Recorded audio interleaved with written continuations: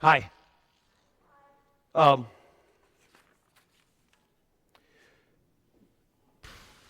Despite my introduction to the service this evening, thank you for being here. By the way, I can think of no other place to be right now than a place like this, looking for wisdom, how we should be, safety, how we should act, and in many senses. And I'm quite sure about this. We're very lucky in one sense, and we're lucky in one sense because on a day like today, we've been given this fascinating pericope passage from the Gospel according to John. This exchange between Jesus and Nicodemus. It's perfect. It's perfect for people like us. And the reason that I say it's perfect for people like us is because we're thinkers, right?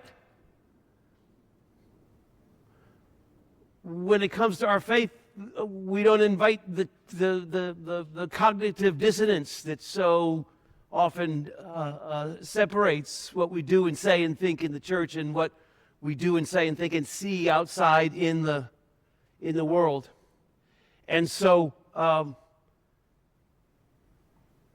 the evangelist that wrote John's Gospel gives us this fascinating story of a person, an individual, in this case his name is Nicodemus, who actually progresses in terms of his understanding of who Jesus is and what it means for him to be faithful to God in his lifetime, in his circumstance. And this progressive understanding that Nicodemus has of his purpose as a child of God happens throughout the gospel. Quiz time for all you Bible scholars. How many times does Nicodemus appear in the gospel according to John? Not one, not two, but three. When I was a boy, I can remember when we would be watching football games and sports events. There would be the person that held up the John 3:16 sign. Do you remember that? We were Roman Catholic, and so we were always suspicious of John 3:16. You know, it was those evangelicals. It was like this was bad news. God's coming to judge the world, and it was just so crazy because that's exactly the opposite of what's happening in this passage. I didn't come, Nicodemus, to condemn the world. I came that the world might be saved through me. And rather than focus on John 3:16, we focus this evening on John 3, John 7, and John 19. Not 3:16, but 3, 7, 19. So do you know what happens at 3, 7, and 19? If you don't, I'll tell you. I have a feeling I should tell you, right?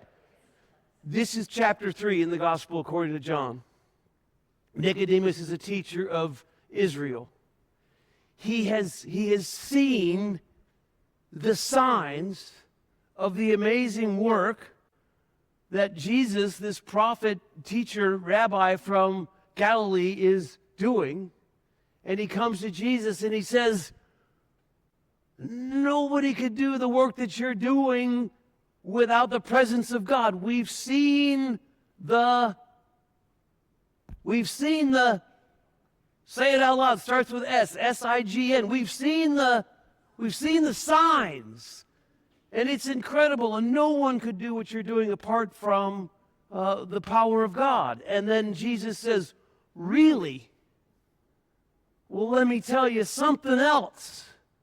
And then he appeals to Nicodemus' intellect, and this is a turn of phrase that was popular when I was much younger than I am now. But what does Jesus do in that exchange with Nicodemus? He blows his mind. He shocks Nicodemus with this story that Nicodemus can't even comprehend. I mean, you know what that's like, right? You've had your mind blown before.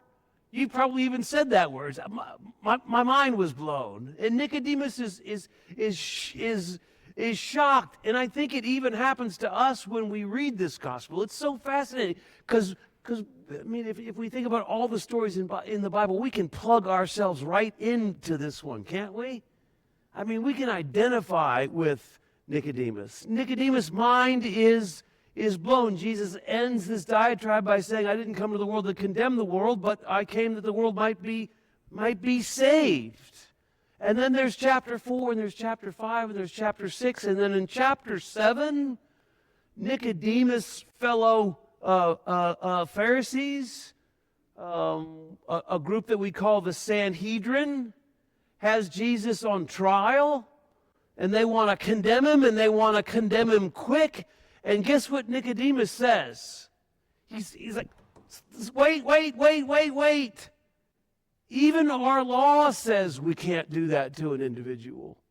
We've got to at least listen to what he has to say. And do they listen? No. They don't listen. And Jesus is eventually crucified by that Sanhedrin, by that group who is unwilling to see that he came to save the world and not condemn the world, because they're about the business of not salvation, salvo, healing. They're about the business of condemnation. So that's 3, that's 7, and then what happens in chapter 19? Very end of the gospel. There's a man named Joseph of Arimathea, and everything's gone down. It's all happened. And Jesus has been crucified. And Joseph comes to take the body of Jesus down off the cross. And he brings somebody with him. And the person that he brings with him is a Pharisee named Nicodemus, who's going, oh, I get it now. And he does this holy, mournful thing and helps Joseph of Arimathea anoint Jesus' body and put it in his tomb and reveres and regrets what he didn't understand. Maybe I'm reading a little bit into it now, but I want to summarize this movement, this progressing of faith that Nicodemus goes through in very, very easy terms. First thing that happens with Nicodemus is he sees the signs. Second thing that happens to Nicodemus is he gets challenged intellectually, faithfully, and out of that challenge from Jesus, these are my words, he busts out of an old paradigm, an old way of life, and drops into a new one. So are you with me now? He sees the signs. He gets challenged. The challenge from Jesus enables him to bust out of that old paradigm, drop into a new paradigm, and eventually to do, I like this turn of phrase, to do a new truth. I saw the signs. I got challenged. I busted out. I dropped in, and now I'm doing a new truth. That's pretty good, right? So,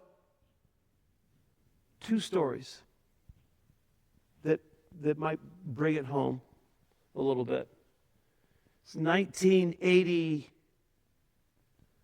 I guess it was 1987, I think.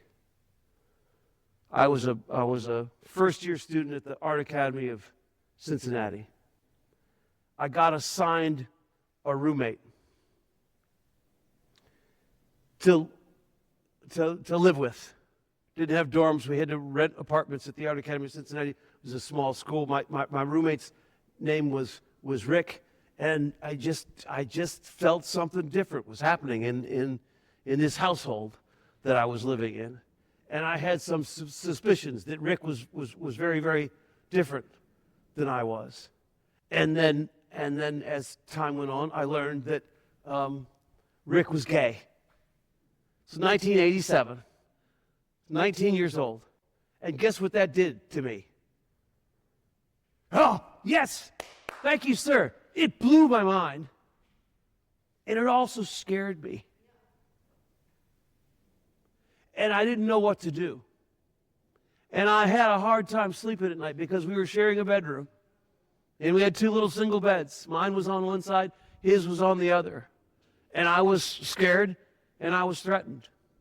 And I called my sister Sue, and I told her what was going on. And she was living in Boston. She was like, Jimmy, we got to get you out of there. We have got to get you out of there. I'm gonna come down. We're gonna find you a place to live.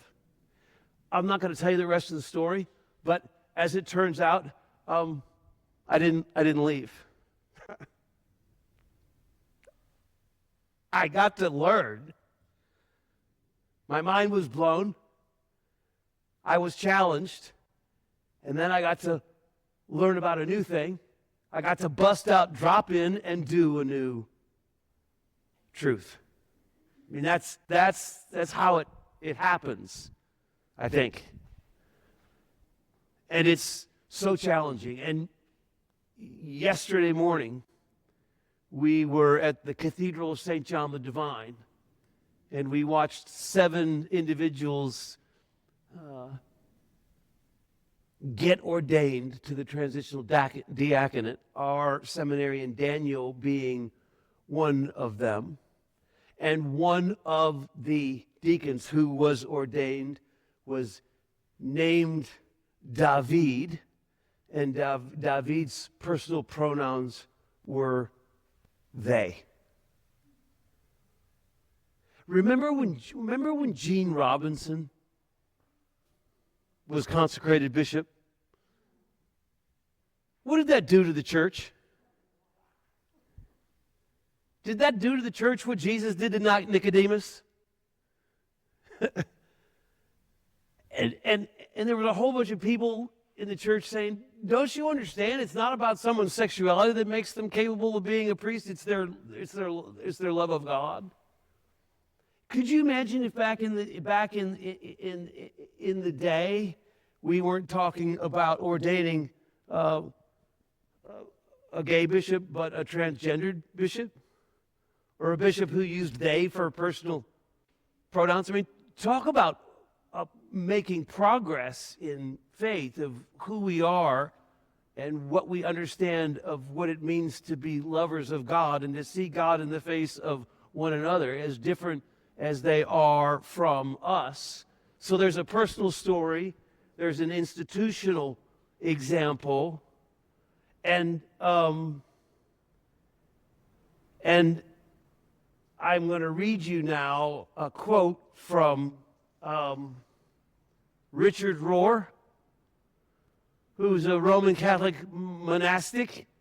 I grew up in the Roman Catholic Church. My roots are deep, and they're Roman, and they're lovely. And that church came not to condemn the world, but to save the world, just like all of us had. And you'll know why I'm going to read this. When I read it, it's pretty succinct, and it goes like this. This is Richard Rohr talking about the church. I think we got obsessed with the notion of sin.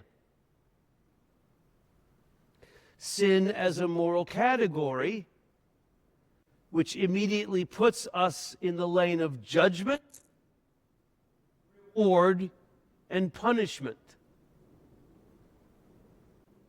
Whereas, if remained in the Jesus lane, I love that turn of phrase, stay in your lane. If we'd have remained in the Jesus lane, we would have said that the issue is not sin, but brokenness. need for healing. There, none of us can call ourselves saved. I think the Spirit did that best, clearest, and most simply with the 12-step program. Recognizing that addiction is not a sin to be confessed, but a healing to be requested. Whew. Not a sin to be confessed, but a healing to be requested. That's where every single one of us in this room, in this country, in this world could benefit from seeing the signs being broken open, busting out, dropping in, and doing a new truth.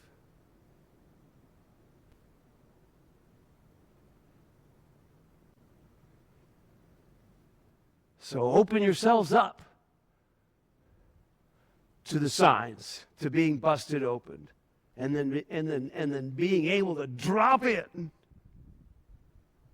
despite what's going on, despite who it is or what it is that's against you or opposing you, and do a new truth, a truth that's not about condemnation. Even in the midst of threat, but about love. Nicodemus did not come to Jesus as the lost, but as the found. We don't come to Jesus as people who are lost, but as people who are being found, busted out, dropping in, and doing a new truth. And we thank God for that call. So, here we go. I offer this in the name of the Father, and of the Son, and of the Holy Spirit. Amen.